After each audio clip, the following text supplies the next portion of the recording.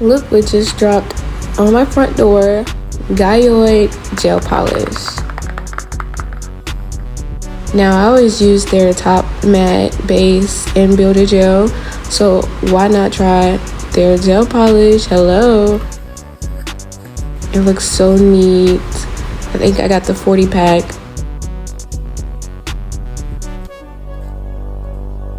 This is their white.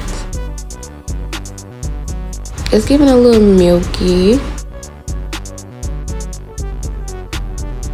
It's a bit bigger than the Beatles polish. I feel like it goes on there like butter. It isn't as pigmented as I wanted, but I think I like it.